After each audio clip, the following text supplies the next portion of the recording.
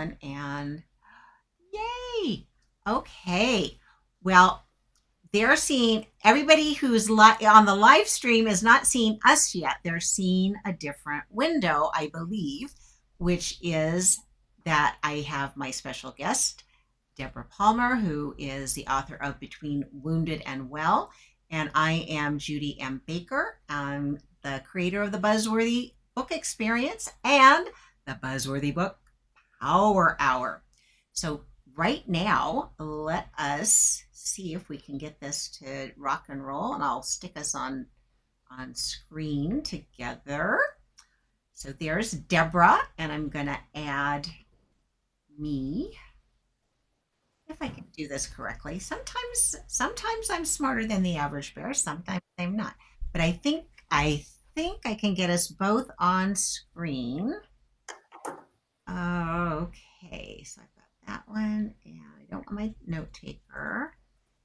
So let's see. So I'm going to select. Oh, I'm going to add me. No, I keep getting There's one of us. Judy. I know. I'm trying to get both of us in here. So let me just do Well, that. I see me on a little square and I see you on the big one. Exactly. But I'm trying to get us so that we can both be in here. But I'll just switch.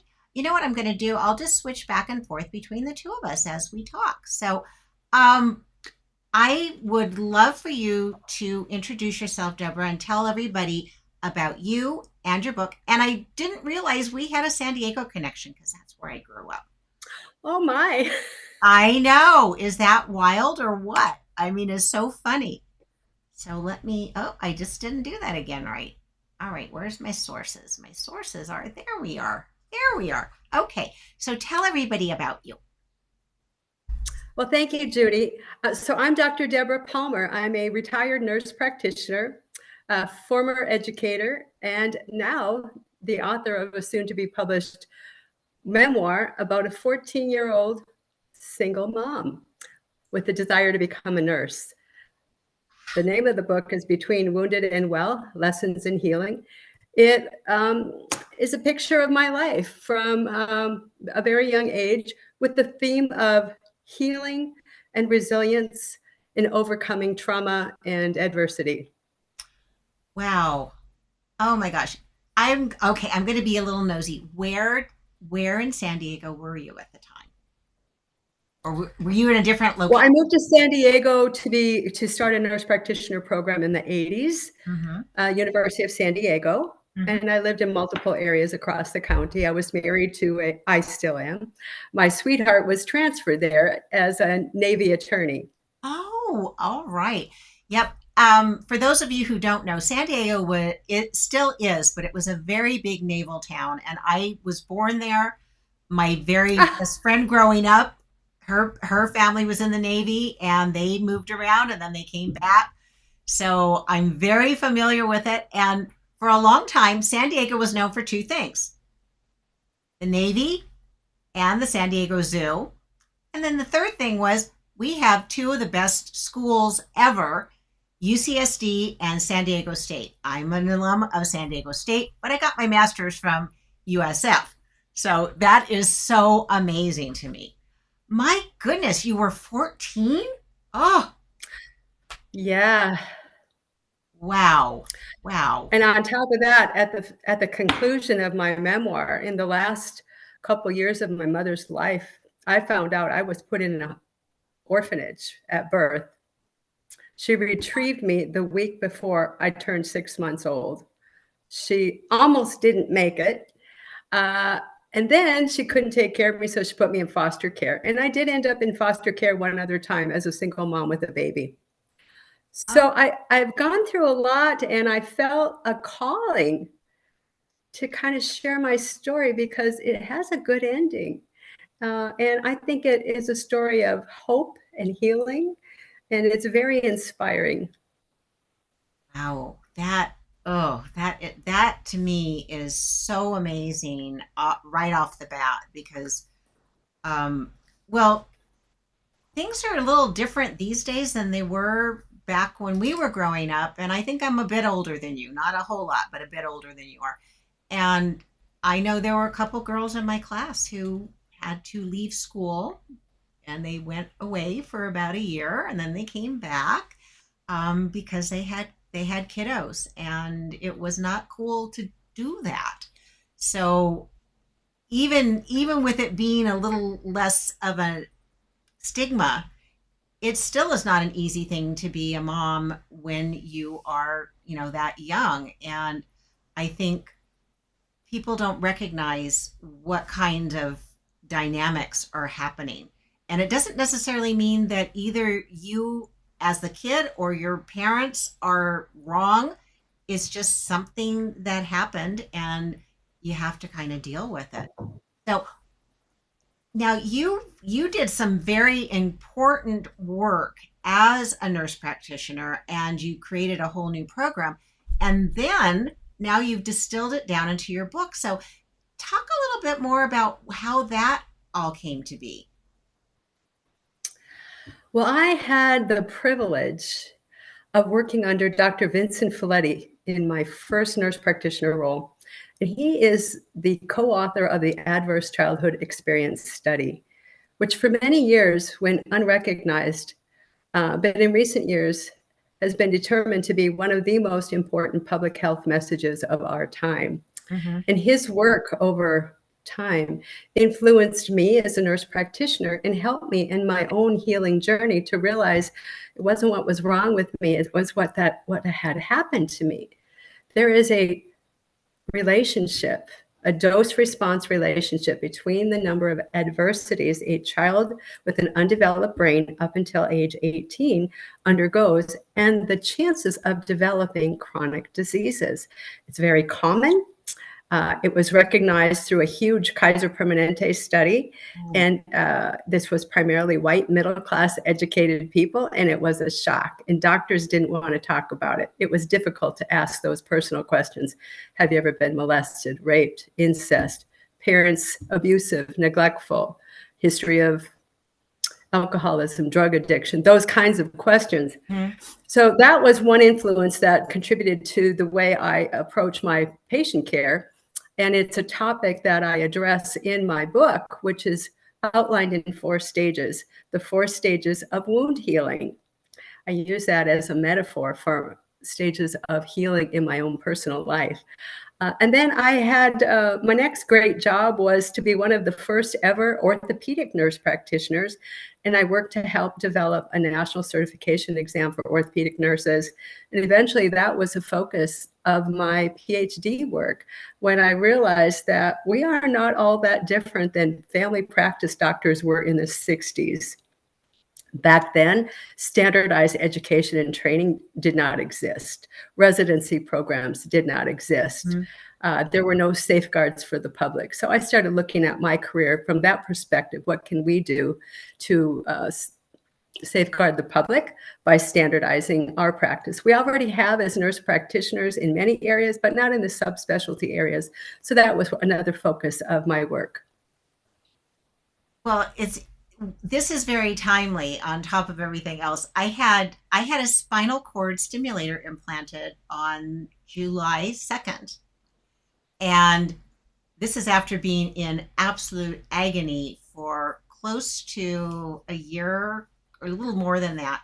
I had varying things going on and my orthopedic surgeon had suggested this and I was going, I don't want to have back surgery because I've heard such terrible, terrible things. But I didn't understand how minimally invasive this is.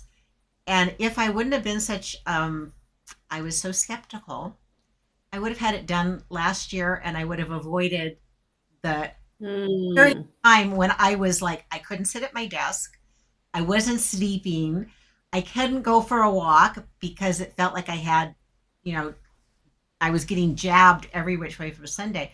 So she was persistent. And then she said, here, I just did a talk, watch the video. I'm going to talk about the device.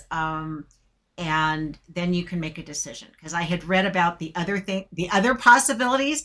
And I was in so much agony, I was ready to go in for fusion, which, as you know, is not a walk in the park. And one of my other clients is having that done today.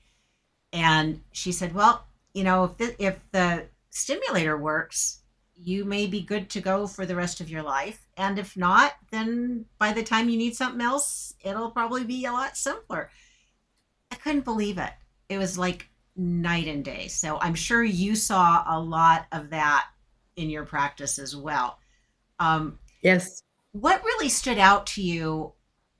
And I liked your description of it being more like family practitioners in, back in the older days. But what really helped you formulate putting this into a book form, and who do you feel is your absolute ideal person to read this book?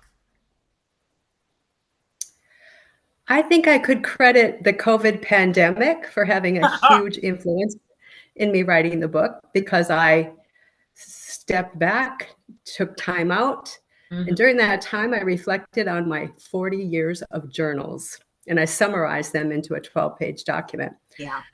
The other thing that happened during the pandemic is it reminded me of the horrors of working in an HIV critical care unit, which was not all that unlike a COVID ward.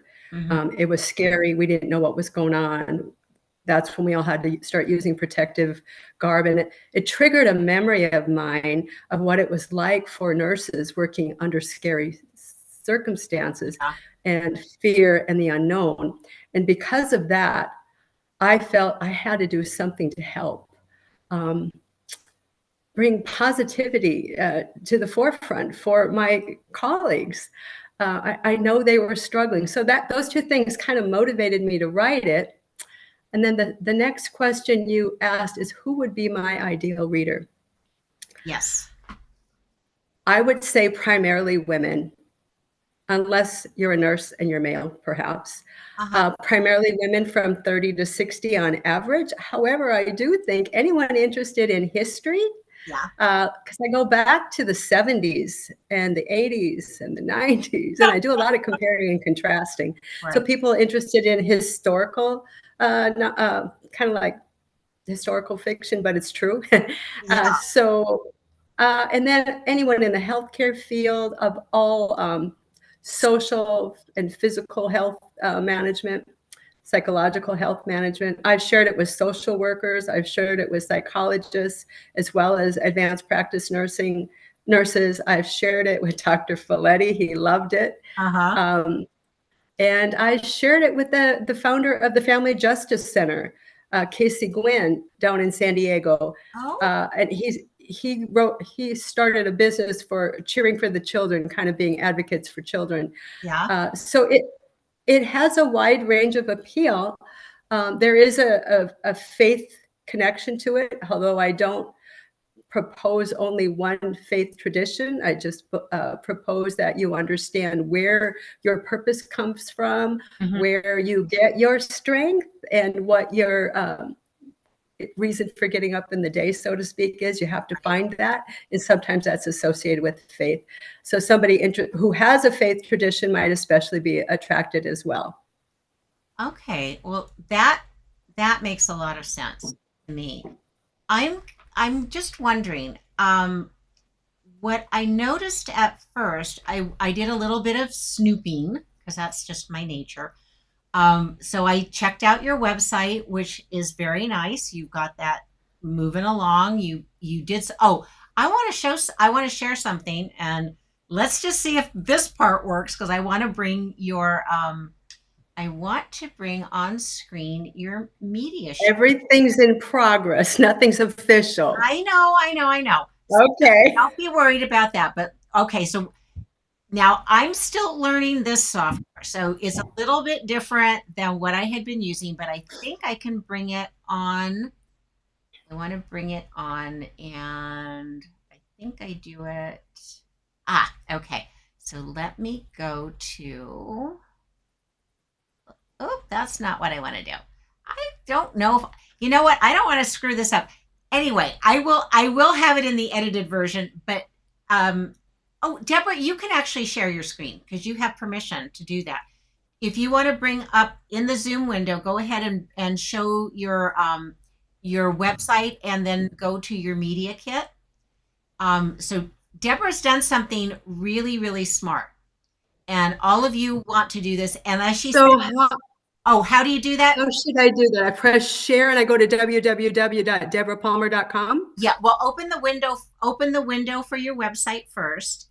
Then when you hit share, then you'll be able to select it. Okay. I know. Nothing is ever quite as simple as we think it should be. At least in my opinion.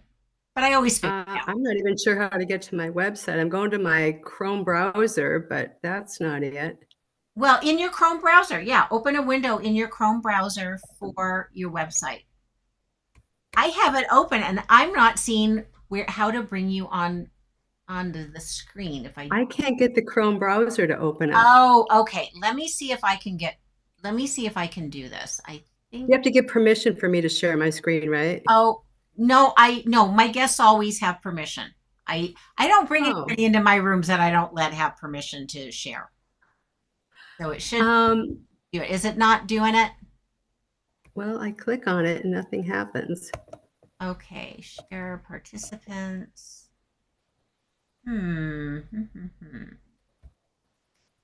This is weird. Well, okay. Well, we will. Don't worry about that. I'm going to explain it, and then I have your URL, so people will be able to do that. This is very, very interesting. So it's not showing. It's showing you, but it's not. It's still not showing me. I can go on my phone and look it up. Oh no, I know what it looks like. I was hoping to. I wanted to share it with them, but I will put it in. I'm going to be editing this afterwards, and I will put that in so you can see that. Oh, that. Right. Okay, that. Oh, that is because I didn't make you a co-host. My problem. That's my problem. I'm making you a co-host right now. And okay, you want to. So what I wanted to explain is this: that Debra has done a media sheet, and there's actually more than one kind of sheet that all of us need as authors. A media sheet is really helpful when you're going out and you want to tell, say, a journalist, a reporter. It might be someone you're going to be interviewed by on a radio or television program.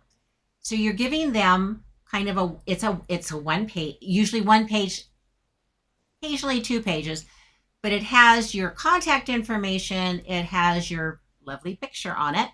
And because you're doing a book right now, it shows that as well. Oh, you know what? I bet I can bring it on. Let me see if I can bring it on this way because I do have it. So I'm going to make a new scene. And I don't want me on it. I'm going to add. We'll see if I can do this. I'm going to add a picture. Oh, I'm sorry, that's video.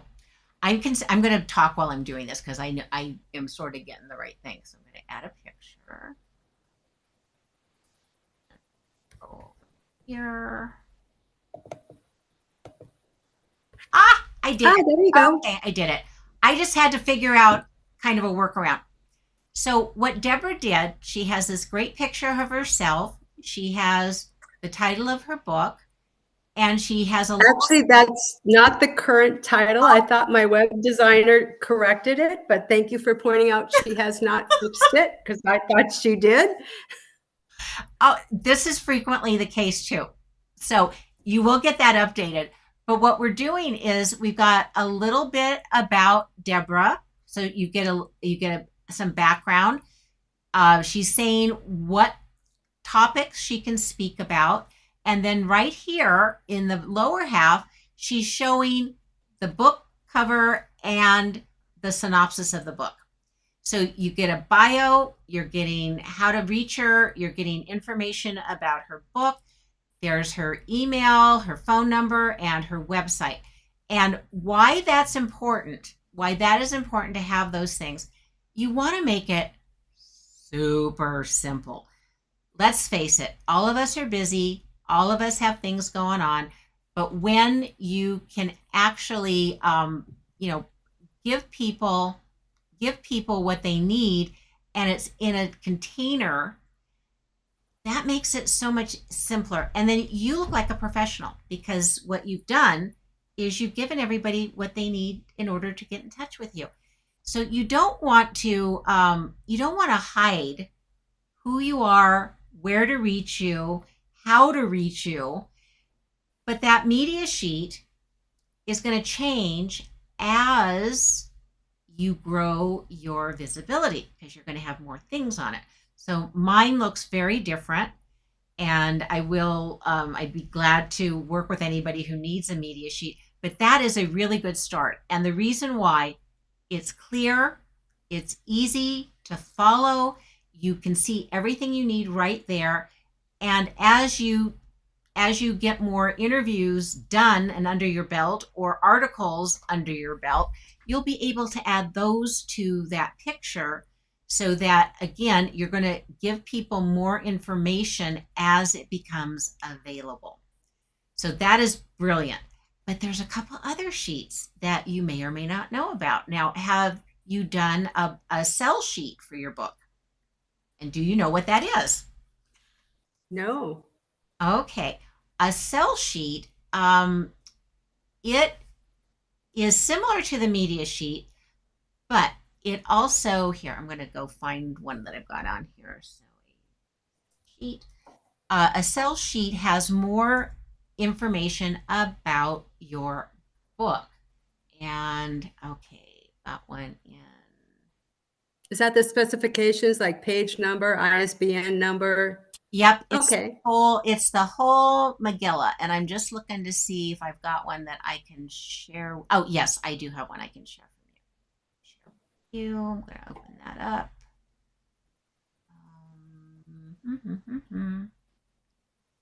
I think I've got to add. Let me add that from here. Oh, I just did it again.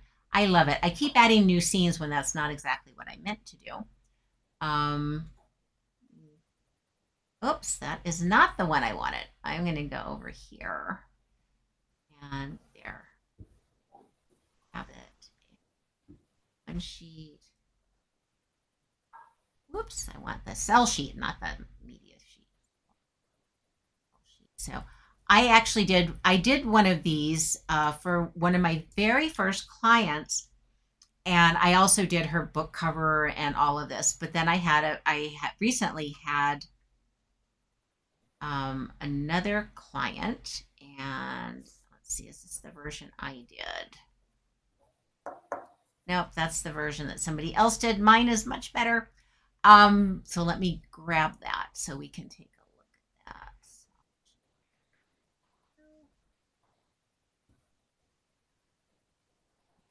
that. Oh my goodness, I have way too much stuff in here in my computer. Okay, where's the one that I want to show you? Everything but the thing I want to pop up is popping out here. Ah, here's the one that I did. Okay, we're going to open that one. Okay, so this is historical fiction. Yours is not historical fiction. His is. So Bill Lynch is a journalist. He's an award-winning journalist, and his family used to own the local newspaper, which is no longer local, but the Sonoma Index Tribune was in their family, was in the Lynch family for 125 years. But he took his experiences as someone who lived through the Vietnam War, and he fictionalized this story, and he named it Mekong Bell. Well, his original designer did something. He designed this cover, but they made the sell sheet so dark and gloomy, and it's a love story. It didn't match. It was like, oh my goodness. So instead of that, I said, let's lighten this up a bit and make it a little more visually appealing. And this is what you'll be able to do as well. So there are two people who gave really solid blurbs about the book, and then here's the information about the book itself. Here's a picture of the book cover, the ISBN number. This is the publishing group he went with, and then just like on your media sheet, you also are going to have your contact information. So if somebody wanted to buy the book, they know where to go to get it because here we have the link right here. But if they didn't want to buy it through that link, they could walk into a local bookstore and say, oh, here's the ISBN number. Do you carry this book? Which, by the way, here's a sneaky secret. If you want more bookstores to carry your book, do exactly that. Walk in the door and say, do you have this book in stock? And you can ask your friends to do that too. And get inquiries, they will start carrying your book. That is, if your book is available through a catalog like Ingram Spark, which, of course, you want it to be widely available. But it's best that people go to your website and you direct them to where you want to buy the book. So that's another thing that you will want to have. And that's very handy when you're going to live events. And Debra, you know, we had the author launch for Redwood Writers, but there's lots of trade shows where you would be, you know, have a booth, you'd have your sell sheet, you may be selling to other retailers who would like to buy your book so they can pick it up, or organizations. And now, especially since you've been in the healthcare field, there's a lot of opportunities for you that other people might not have. And so I'm just curious, what kinds of things have you thought about so far to increase your visibility? So the American Academy of Nurse Practitioners annual meeting was in San Diego last month, and I had hoped my book would have been ready, but it wasn't. That was where I was going to premiere it.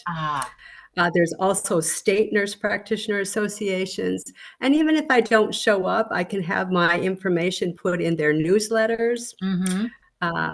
And so that is one area. And then regular RN groups, there are many, many. And I've approached people in the wound care industry because it's written on the 4 stages of wound healing. I have got a good review from somebody in the National Wound Care Nursing Association. I'm planning on sending it for reviews, Kirkus reviews, that kind of thing, to get it out. Churches. I'm a certified lay speaker with the United Methodist Church.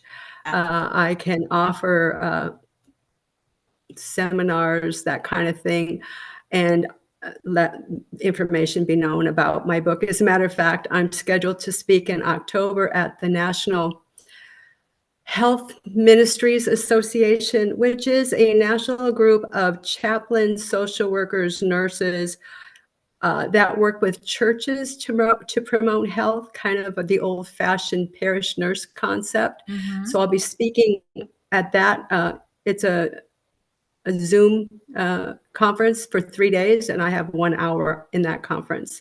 Okay. And as a matter of fact, I'm getting my PowerPoint ready this week for that. Oh, great. Well, you've already got some ideas, and that I think will make a big difference. And the thing is, you've spent 40 years in the health industry. You've got connections. And starting with people who you already know and who already know you is a very smart move, because they already trust you. And that's usually the biggest hurdle. It's like, well, who is this person? They wrote a book, so what? Why should I read your book? You know, why is this important? And why are you the expert? And you've answered those questions. You know in your heart who you are, and you know why you're there speaking. If you had the perfect outcome once your book goes live, what would that be for you? I would say 30,000 sales within a month just to get it launched. That's pretty huge you asked what my perfect outcome would Of be course. initially. Yeah.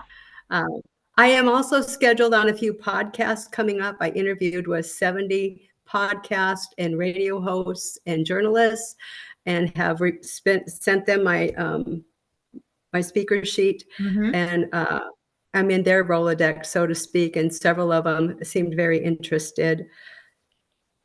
But mainly, I would think it would be a snowball effect. One group really likes it. Oh, I want to premiere it during National Nurse Practitioner Week, which is in November. It was going to be in May for Nurses Week. Mm-hmm. And I'm also marketing kind of under the premise that nurses are the #1 most trusted profession in over the last 25 years. Mm-hmm.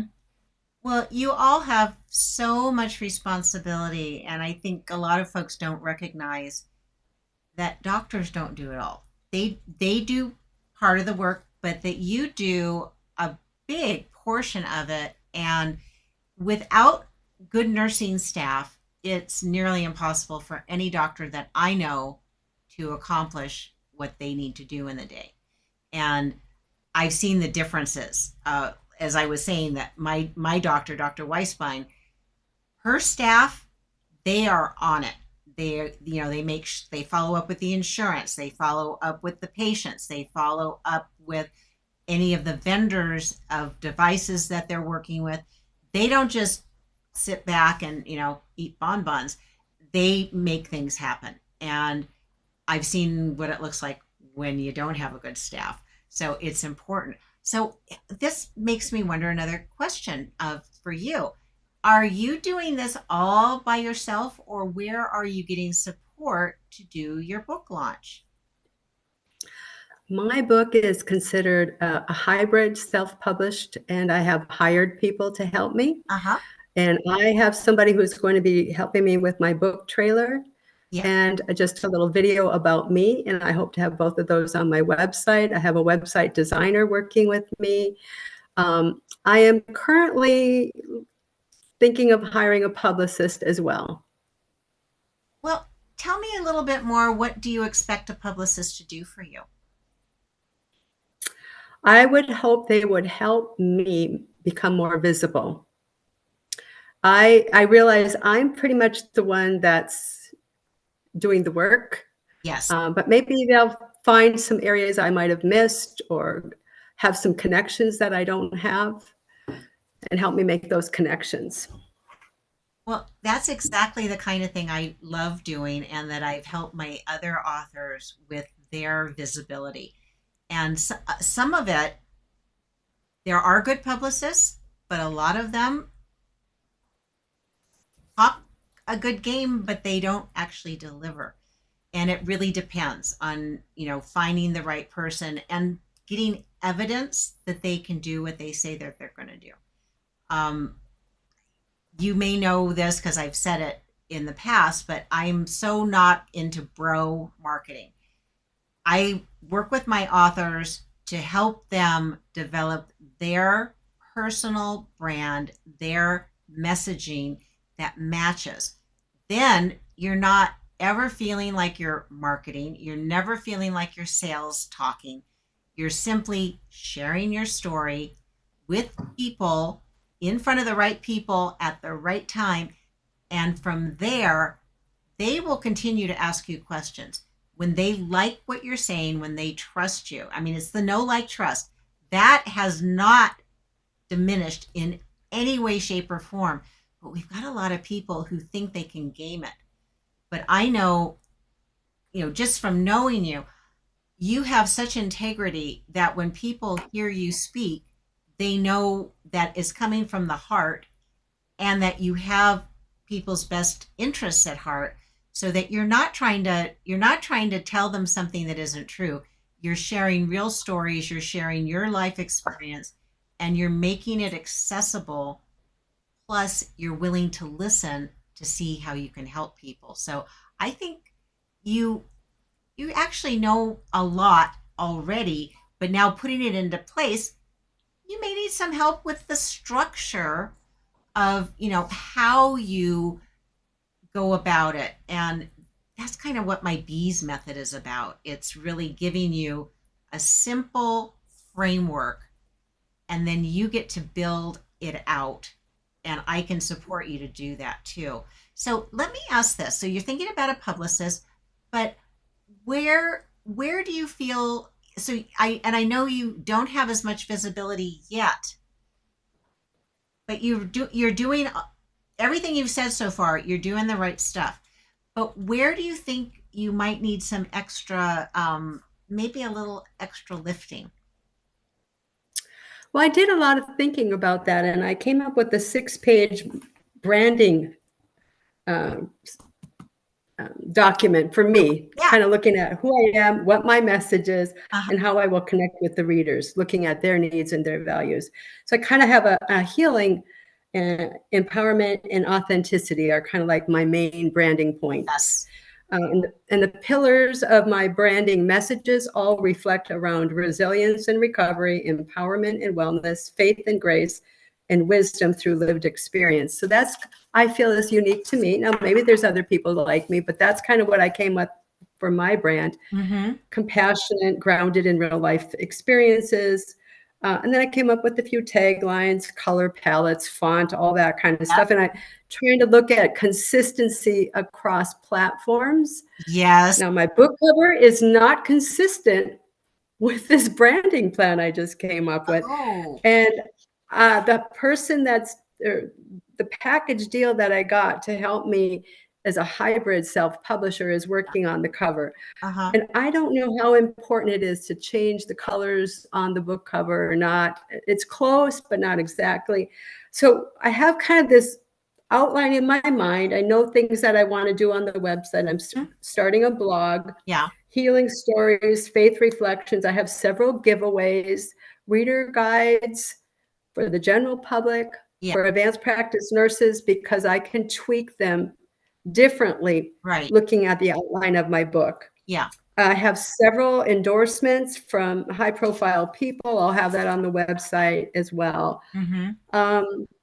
But I guess you asked me, where do I need the help most? I would say my social media, Facebook page has been a personal one, and I only have about 400 to 500 friends on it, and mostly they're professional friends. And I have been very conscious to not post negative things Oh, for the last several years, knowing that I'm writing this book. yeah.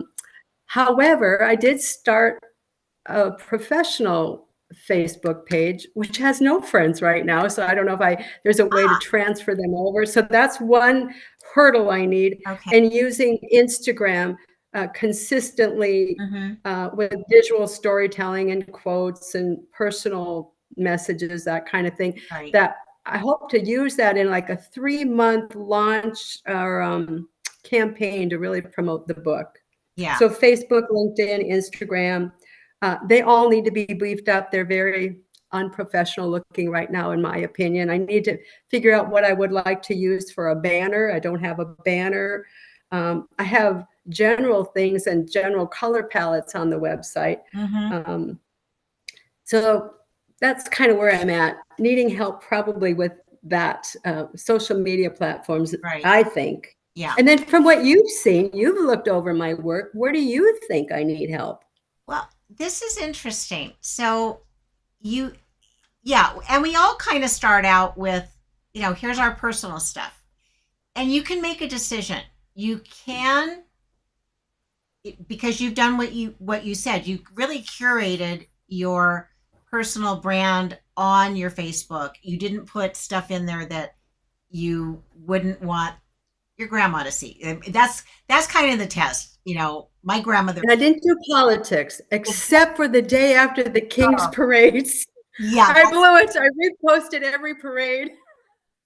Thank God. Yeah, there's some of us that we can't keep our mouth shut about that. I have more the world difficulty. needs to know.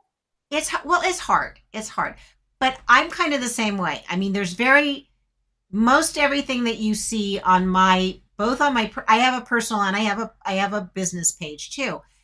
But I always put. I also have a business page. My business is Palmer Aces. Okay, and you can decide. I'm going to focus on one. I'm going to do all 3 of them. I'm going to do 2 of them.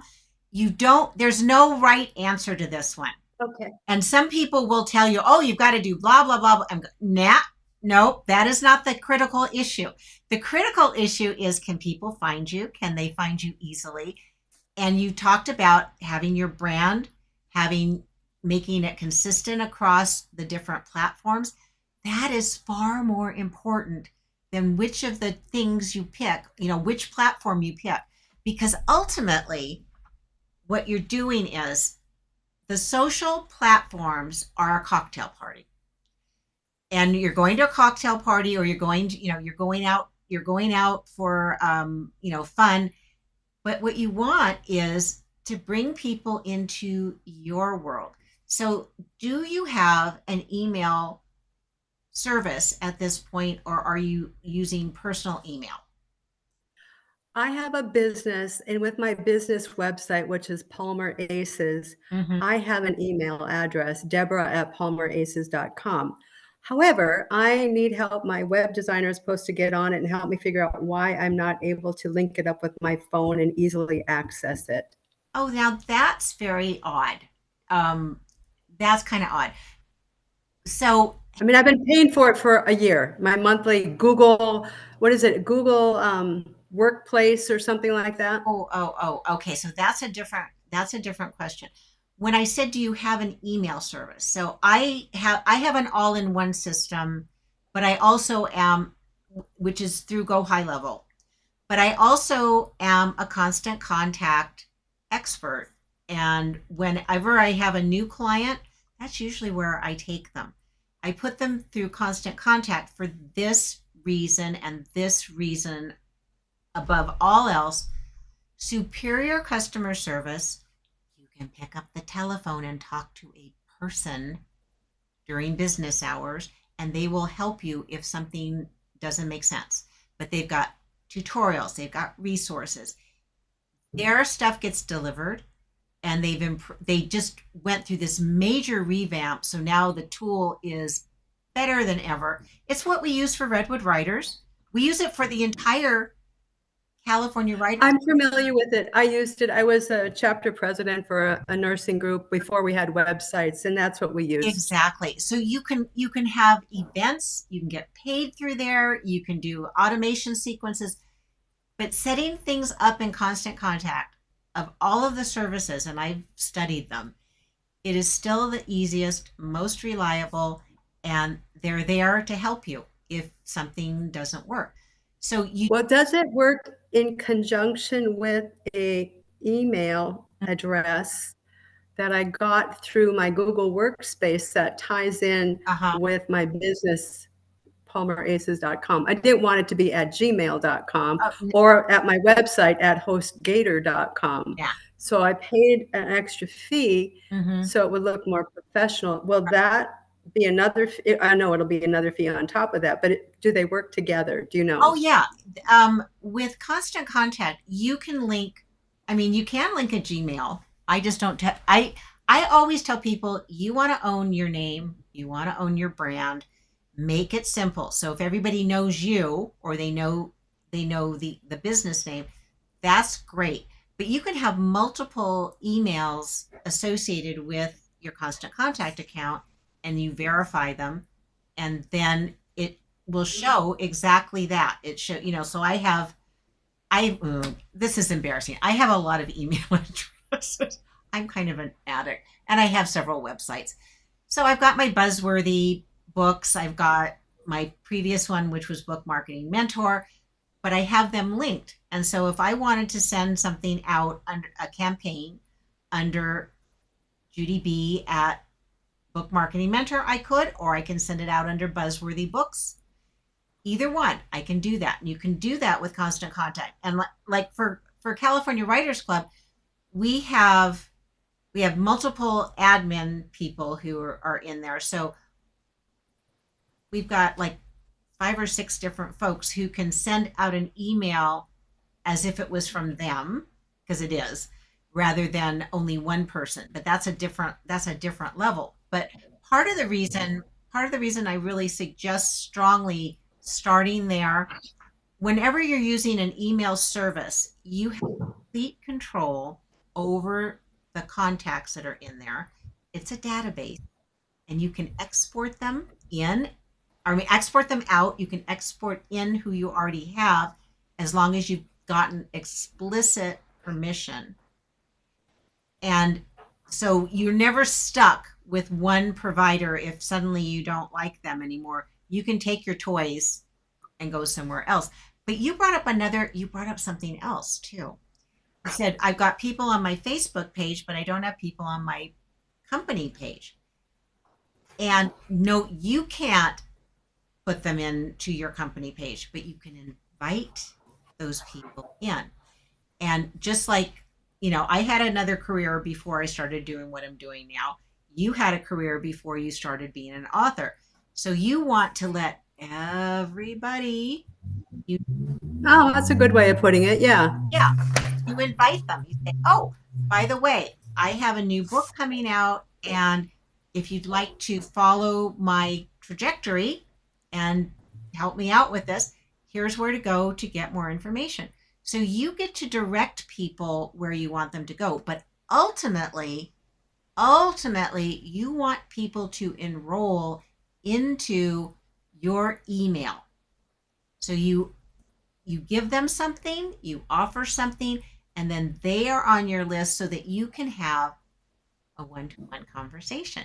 Because that's all marketing is. It's a conversation. I think my website hosting plan includes that. It probably does. It probably does. But then it's your job to be sure you're checking those comments and managing that. But if that works for you, that's great. If it Nothing's working yet. is working yet, I think you and I are going to need to talk offline about this, because I think I Okay. know where some of Okay. the touchy things are. And that's the thing. When we're first setting things up, they're going to be a little messy. And for those of you authors out there who don't like messy, don't stick your fingers in your ears. This is facts of life. You're going to do stuff, you're going to try stuff, and it maybe isn't perfect, but better that you get your face out there, that you make connections. You can always make things better. Okay. Yeah, and the whole concept being the the lean product model, the minimum viable product. So if you get up a one-page website, that's better than zero. And I cannot tell you how many times somebody comes to me and I go to look for them and I can't find them anywhere. I mean, nowhere. They're not on any social platforms. They don't have a website. They don't have a presence. They are invisible. They are literally invisible. And because so many books are produced every year, if you're not findable, two things that I do whenever I hear about a new author: go and see if I can find their website. Is their book available? Where is it available? Can I find it? And if I can't find it, I'm thinking, why did you spend all that time writing the book? You have a message and a meaning, and now you've made it impossible for anybody to actually purchase your book. So you're ahead of the game with that. And the things that are not working yet, it may be that they need calibration. Some connection hasn't been made yet, but you've got the elements and you can always build from there. So you're fortunate in that you don't have to undo a lot of stuff. You just have to you just need to make sure the stuff that you do have is connecting the way that you need it to. So how much time do you think you spend on a regular basis, and in which, so you mentioned Instagram and you mentioned Facebook. Where do you spend any time on social, or is that something you'd like not to ever see again? Generally speaking, my experience has been as a observer Yeah. on Facebook, an occasional reposter.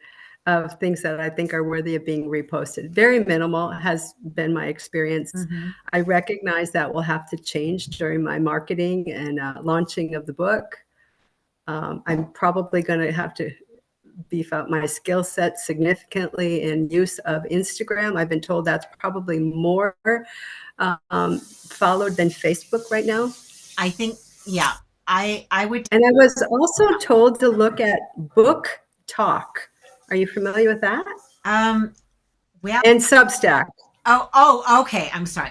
I was afraid you were going over to TikTok, which I'm. No, Book Talk, I think, is part of TikTok. Now I just heard that's being sold by the Heritage to the Heritage Foundation. I don't know if that's a fact. So I was told to look into Book Talk and Substack. I do have the Substack app on my phone, and frankly, I'm confused what I'm supposed to do with it.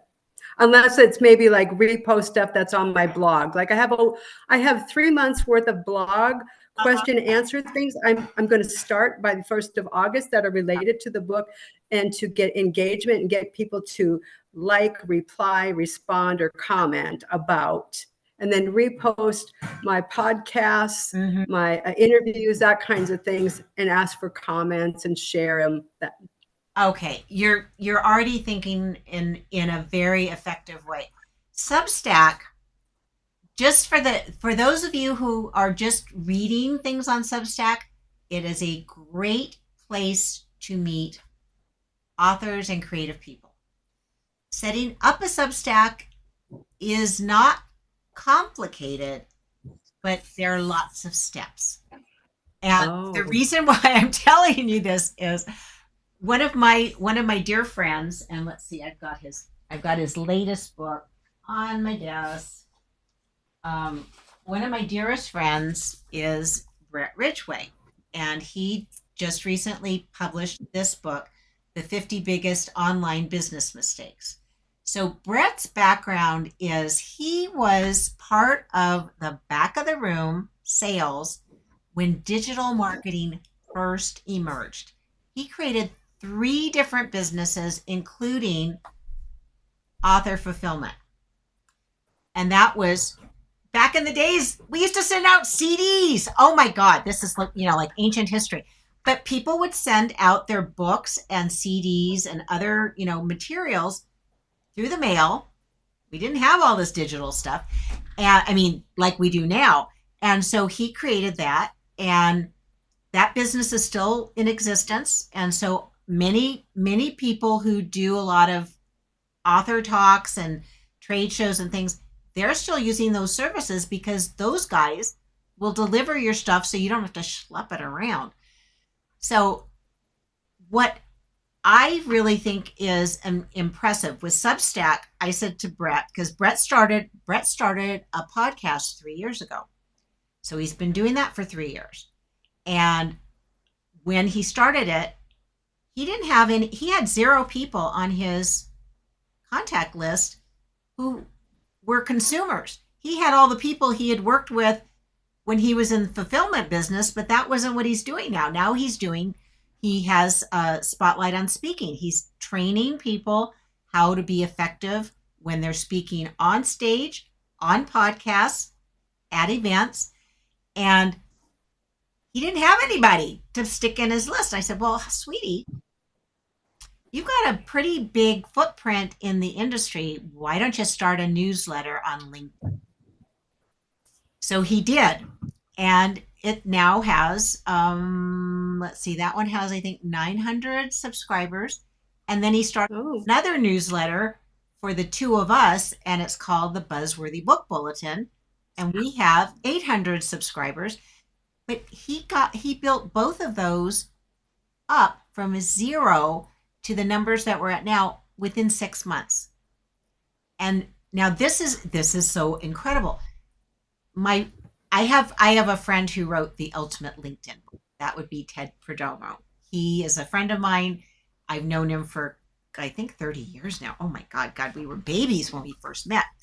But he figured out what worked on LinkedIn. And so he wrote the first book, then he wrote the second edition and the third edition. But he said, the thing is, when you send out a newsletter on LinkedIn, everybody can see it and people can subscribe to it.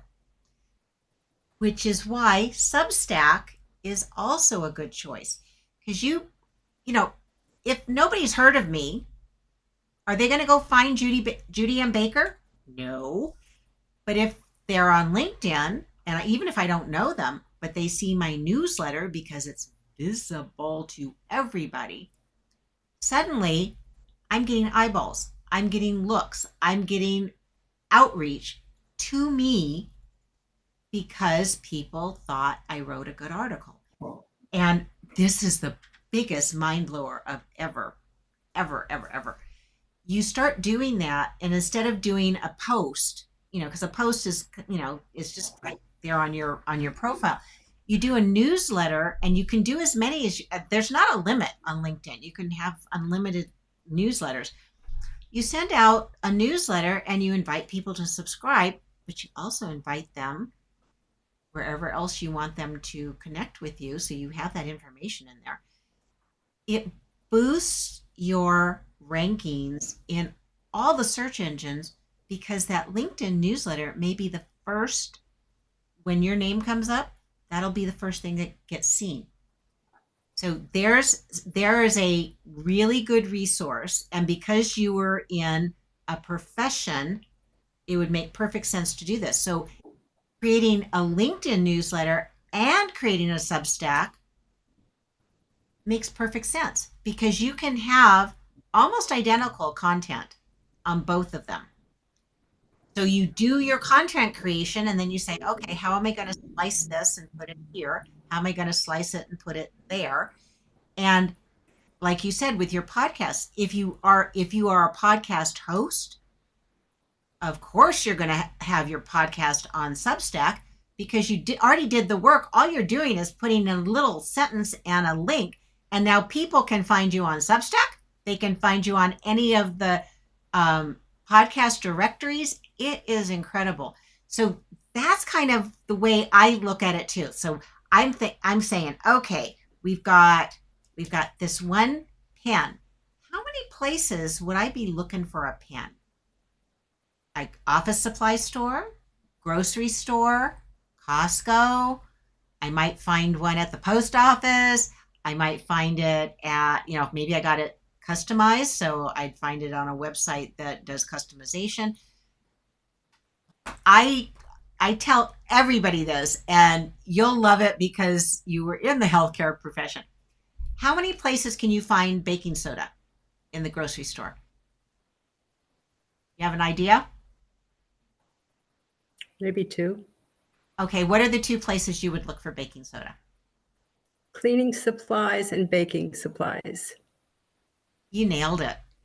But it's also in the area if someone is saying, "Oh, you need to get your stinky refrigerator smelling better," it's right there. They sell baking soda at our local hardware store.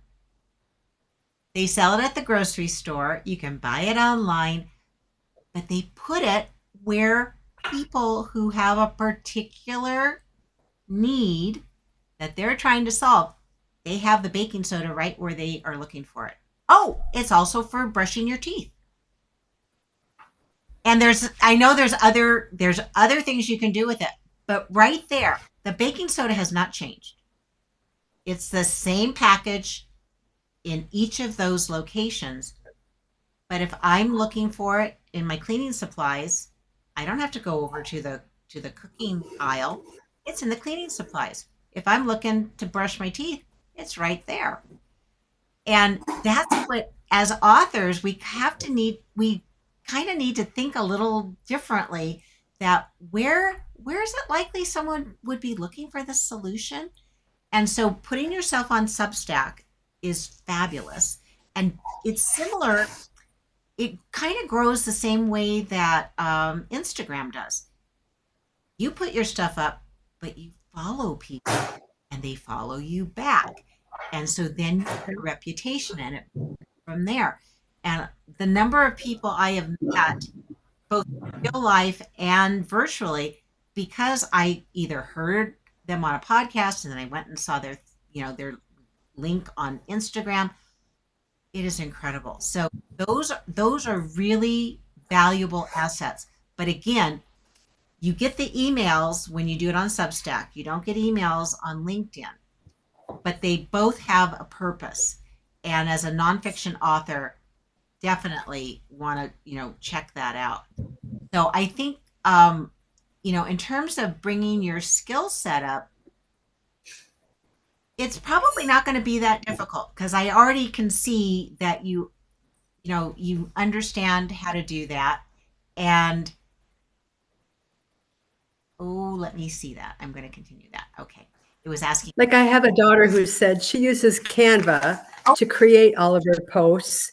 And so in my branding kit, I have, the same color background and font and all that I would use across platforms, maybe slight variations of yeah, the same colors and fonts, depending on which platform it's on. right. But I think I could create it in Canva. I've got the color palette, I've got the fonts, but I have to learn how to create it and then use that and Yeah, place it in different platforms. exactly. And that's, when I was saying, you need to be very visible, working with someone like me, I can help you create those templates that then you can reuse so that you don't have to spend your time trying to figure all that stuff out. You can learn it. Judy, Oh, Judy, yeah. you won't believe what I did today. What'd you do today? To get my 6-page document, I went to AI Yes, and I'm it glad gave you did. me all the templates that I need. Isn't that brilliant? The color palettes, the fonts Yeah. from Canva. Yeah. That, But I still don't know what I'm doing. well, but you are teachable, you're trainable, you listen, you implement what you learn. And if anything would stand out to you, it's that it's this approach that you start where you start and you can continue to grow from there, and that you don't have to learn it all in one day because, That's oh, true. let's face it, Yeah. that's not likely to happen. And I know, I mean, I'm constantly adding to my toolkit. I'm constantly evaluating, do I want to keep this thing or get rid of it? But I am so convinced. Um, well, it kind of grew out of this is situation. I was recently diagnosed that I have ADHD. Now I've had it since I was born. Oh boy. Oh, I know. Um, most creative people do have it. So Yeah. just Yeah. knowing that, but now that I know that, now I know where things were getting jammed up in my production, and I found other tools that are keeping me more productive, less stressed, and now that I know what wasn't quite clicking for me, it has nothing to do with my intelligence because that's Judy, I knew it when I was waiting for Zoom. You had breathing exercises to be patient and just do these breathing while I was waiting to get on yeah, your Zoom page. exactly. Yeah, I can tell you're using these I tools. am. And And by the way, I am so impressed with what you've accomplished, and you're kind of a role model for people as they get over 50 that you can keep going or retired, yeah, you can create a new something. You've really shown that, Judy. uh, Your enthusiasm and your passion for what you do, it's inspiring. well, that really touches my heart. And, because I've always been a creator and I've always loved sharing what I learn. And I think it is so important that, I mean, that's the way I learn.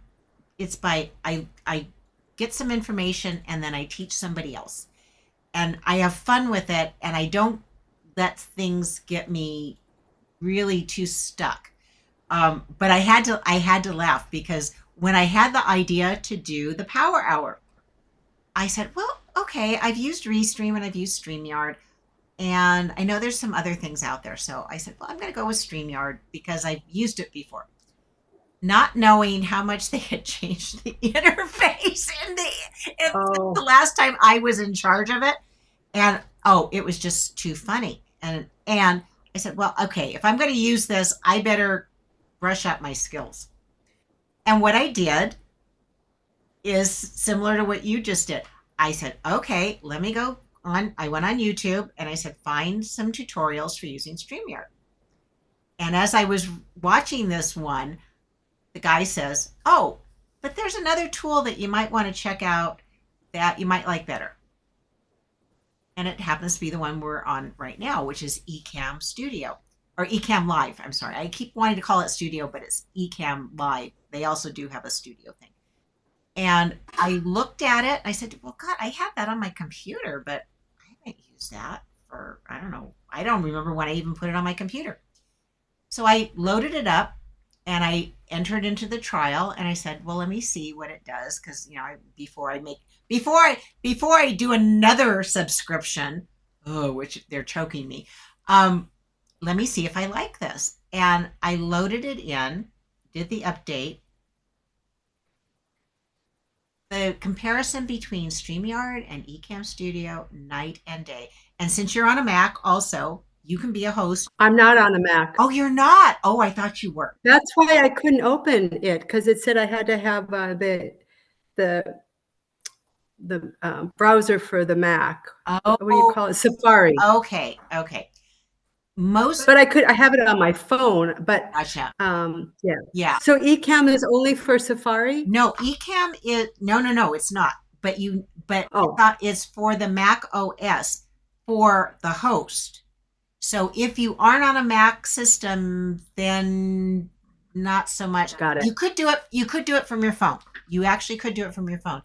But I don't advise trying to run a show from your phone because you can't see everything because it's right. maybe bigger than it used to be, but it's still too little. So what I thought was funny is, so I opened this up and I went, oh, this is like a candy store. Not only that, it integrates with 2 other pieces of software that I already use. And so I can take this recording, I can bump it right over to Descript where I'm going to, add scenes, clean anything up that needs to be cleaned up. Not very much, however. But the quality of the recording is infinitely better than what I had on StreamYard or Restream. It can connect to more destinations. So depending on how many social platforms you have, that's an advantage. So you can have your business page, you can have your personal page in any of the flavors there, and it integrates with Zoom. So you don't even have to train anybody to do anything different. They can just log in using Zoom. You don't have to tell them, "Oh, come in this." Judy, why don't you use just Zoom or just Teams on Microsoft? Because don't they have all the same features? You can record it, you can edit it. They have similar, but not the same quality of the recording. Okay. And so there's some other things, but yes, you can basically, it's like when people used to ask me in the old days, they would say, well, how did you make that document? And I say, are you going to edit it? No. Do you care? No. Do you like how it looks? Mm-hmm. Because my answer was always this. I could have done it in Photoshop. I could have done it in InDesign. I could have done it in Illustrator. I could have done it in PageMaker. I could have done it in Quark. So unless you're going to edit it, it doesn't matter to you. You want the product. You don't want the sausage making in the back room. Exactly. So I don't get hung up on that. I just look at what's the result you're trying to produce. Then let's find the tools to help you do it, because you can get to that result in many, many ways. But if you already know a certain piece of software and you're comfortable in it, use it. You can change later, but you don't have to. And Canva is also brilliant. Even though I have the Adobe Creative Suite and I've been using it I've been using the Adobe product since 1988. Wow. Holy moly. It was before it was even a thing. I used the pre-launch version of Illustrator. So, like I said, I've used all of those toys. I've used all the Microsoft toys. I know all of that stuff, but I know which things I like better and which things I don't like so much. And my husband, unfortunately, he has to use a PC because he has to use AutoCAD, even though the Mac version of that type of software was better. AutoCAD had bigger marketing budget, so he's been doing that. But all of his other devices are Apple. Good to know. Yeah, Yeah. So so Deborah, what I'm saying to you is take a look at what you're comfortable in, and if you're comfortable with the Microsoft environment, everything's in there. You can use all of it, and there are hooks to all of the other things. And that's what I'm looking for now. I'm not using software that is a one trick pony. If I can use it, I can use Canva, and I can now do other things with it. I use something else for a lot of what I do. I use a software. It's an AI generation software called Gamma. And the reason why I use Gamma, it has way better imaging than Canva. Now, for just doing regular stuff, I'll use Canva every day of the week. But once I started doing stuff in Gamma, oh my God, I can do just like in Canva, I can do presentations. I can do a website there. I can do forms there. I can make a PDF. I can do all the bells and whistles. So now instead of using Canva to do presentations, I pretty much do everything in Gamma, and I can control my imaging and, stay with my brand colors, stay with all my goodies. It's such a dream. But the tool is not the issue. What is at the heart of being an effective brand is establishing your brand message first, establishing your colors, establishing, where you want to show up, what you want to be known for, and then making sure people can find you. And it sounds like you've got the basics covered, but this is where I can really help you. I can help you have a cohesive plan that fits you, the amount of time you want to spend, the amount of money you want to spend, and hopefully what we're building is something scalable so that if you want to hand part of it off, you'll be able to do that. But you'll have a grounding to know how it works so that if you hire someone to then, execute the postings, you're not going to be lost in the weeds going, well, I'm so dependent on them and I could never do anything on my own.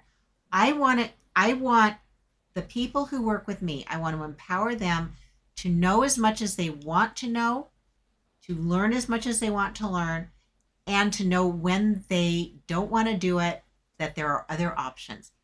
You don't have to do it all. And no book gets produced as a one-man band. It just doesn't.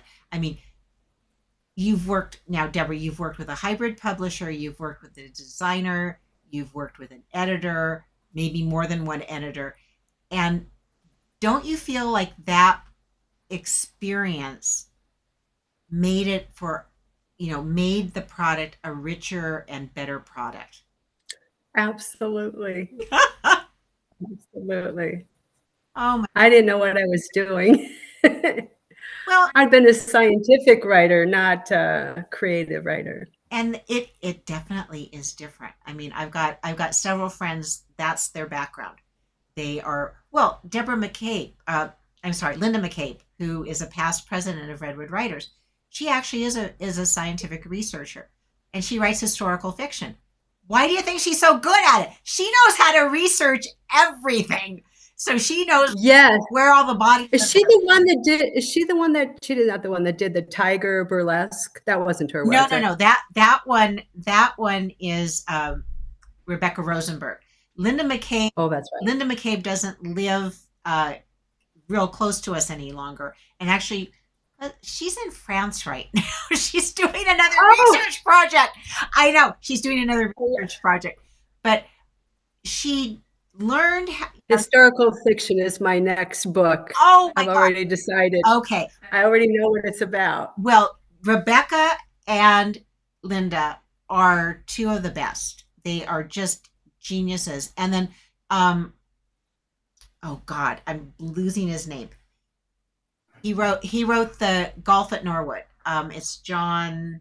Oh, I met him. Yes, I met him. What a nice guy. Yeah. very nice. And I was at the main, yeah. yes, Yeah. yes. And what was interesting, so John's book, what happened, oh, this was so crazy. And I think you saw that too. There was some, oh yeah, Jesse Ballou, who I took graphic design classes from when I was in college. And so Jesse knew all the characters in John's book in real life. And so there's all these crazy, crazy connections. But that's the fun. Yeah. That's the fun part. When you bring other people into the party, Exactly. magic appears. I get it, Judy. I get it. So tell me what you offer and what you cost. I Let's get to the point. We'll get to the point. So what you and I are going to do is we're going to sit down. So today you got a taste of this. We're going to sit down together because I don't want to be all sneaky and funny with everybody that's out there. But yes, I do charge money for what I do. And Of course you what do. what we're going to do is look at exactly where you feel you need support, what you want to accomplish, and the timing in which you want to accomplish it. And then we'll create a custom plan for you. Because what you're going to do isn't going to be what I'm going to do when I launch my book. And I'm eating my own dog food right now. I promised everybody in my mastermind group. I know this is so. I'm going. Oh boy, I'm really on the hook now. I have been screwing around. I have this, which is my attraction guide, which is a PDF. But I have the Buzzworthy book blueprint, which I kept going. But I need to put more in it. I need to put more in it. I used that. It was a workbook that I used for a course that I did. It doesn't stand by itself because you need my instruction. So I just kept making it impossible to get done. So I said, oh, you know what I'm going to do instead? Did you hire somebody to help you? Well, I have two mentors I'm working with. But what I did instead is, do you see these three books? So Debra Myers was my client for 35 years. And we started working on she has a huge manual. I mean, it's this thick because she's had 40 years of experience as an acupressurist. But I said, before we do the big manual, why don't you do a small book, pick part of the book, and publish it as a short book? So she did. She did these two, and these are not the two original covers because they had a different cover, slightly different cover. So she published these two, and then later she did the self-help for grown-ups. But this came out of her classes that she was teaching, live before COVID hit. And she decided to do this, and this was in 2012. And then lo and behold, 2013, we're still working on it, and we just about ready to go. And then I got cancer. So I couldn't put two sentences together, basically. But I had already designed the books, and we hired a third person to then produce the books, to get them up on Amazon, to get them up on Ingram. And another friend of hers is a visual artist, and Jamie did an animated whiteboard video that illustrated the principles in the books. And so Debra produced the books. And then when COVID hit, guess what? We turned that into a course that she could teach online. And so she's been making at least $10,000 every year since she produced the books. So she's added money to her inventory, into her bank account, and she didn't have to do a whole lot of extra stuff. And I just babysat her on the first video. But I said, well, if that's what we did with her manual, maybe You can I'm gonna do do a it. little book. So the first book is the bee in the bees method. So branding, I'm gonna have my first messy draft ready for my mastermind on Friday. So I said it. I told everybody, and I can't fail on that. So that's what I'm doing. I'm gonna do four books in the series. I mean, there may be others down the road, but I'm gonna do the smaller books because I know I can focus on one piece of it.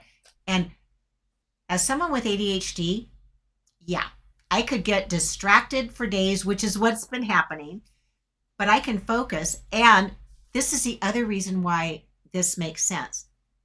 When I did 5 articles. I did 5 newsletters on LinkedIn about the bees method. My engagement was through the roof. I had never gotten very many looks or likes or, people would comment. Nope, none of that. First one goes out, and the next day I'm seeing, oh, you had 300 people look at what? I had how many? What? Wow. Yeah, and then I kept doing it, and I kept getting engagement. So that told me that I'm on to the right messaging. So that's what I'm doing. Yeah. Yeah. So that's kind of how I am. But And I like that you're using a mastermind class. I took oh, a class with Jack Canfield, and he yes, highly recommended mastermind classes they one of the reasons I love for groups. yes, I've run them. And Debra she was in 2 of my masterminds. She doubled her income both times. Doubled her income just by saying, here's what I want to do, and then reporting back next week. And then if she didn't do the work, the question was never, well, why are you telling me this? The rule in my mastermind was you could bring things up twice, and if you didn't work on them, went into the parking lot. I don't want to hear about it because obviously that's not Smart. yeah, it's not what Yeah. your heart is. You gotta have healthy boundaries, goals, objectives, Yeah, and accountability. absolutely. And I think truthfully that's where I shine is I'm your accountability buddy. I will support you, but you have to want it, and I can't want it more than you do. So I'm not going to tell you you must do all of these things.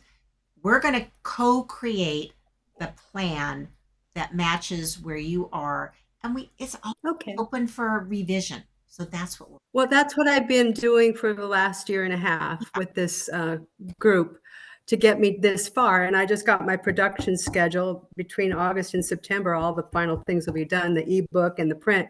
What I didn't tell you is I just got my manuscript back. It's been transcribed in Spanish. awesome. And I need you for that. Okay. Because I don't know how to do the loading up onto Ingram Sparks and Instagram, and I got to do the book cover for that. I think it should be a little different, more culturally appropriate. So, yeah. Okay. And then I'm going to be hiring an audiobook reader. Okay. I've got several good resources for you for the audiobook. So there's 3 different companies I adore, and all of them Really? are good. But again, you need to have a match. So why don't we'll wrap up our live coaching right now. This has been so much fun. And it's so delightful to see someone who has already embraced the fact that, yeah, it's not just, oh, my book's for sale. Everyone's going to find it. No, they're not. So you're being realistic with that, which I really applaud you for that. And it can take as much time in your life or it can take as little time as you want to devote to it. But you have the right mindset. You've invested in yourself, you've invested in your book, and this has just been delightful. So what I will do after the recording, after we end the broadcast, I will be editing this. I don't have to do much editing, so very little editing. And I'll send that to you, and then it'll be posted it'll be on YouTube, and I'll send you the links, and you can use pieces as you wish. If there's anything in there that you want to keep and share, I might be able to put some on my website. Would that be okay? Absolutely. And I'll plug your name, Buzzworthy Books. Oh, thank you. Of course. That was really the idea here. Not only do I love doing this, but yeah, I actually want to get hired. I want to get paid for doing what I do. And Judy, the end of my book, the summary is healing is a daily reciprocal giving and taking. We never heal without giving up and taking on our gifts, our talents, our resources. It could be kind words. It's a continuous daily cycle. It's not an end point. And so this is a classic example. oh my gosh. Well, thank you again, Deborah. And I will be in touch with you. If you want to stay on Zoom, let me end the broadcast and then we can talk for just a couple more minutes. But thank you all. If Okay. you're here live, I appreciate it. And if you're watching the recording, you can always get in touch. Let me just show you how you can see a little bit more about us. Bring that on to the scene. Why are we not going there? It should just be popping right up. Of course it isn't. There we go. There we go again. So here's how to get in touch with Debra. You can find her at debrapalmer.com. You can find me at buzzworthybooks.com. And you can pre-order the book right now on her website. And if you want to get my attraction guide, you can do that by either using the QR code, just scan that, or the link is down below. And thank you all and have a pleasant rest of your day. Let me just end the meeting. So there we go. This might kick us out of Zoom. If it does, we can get right back on. So let me do that.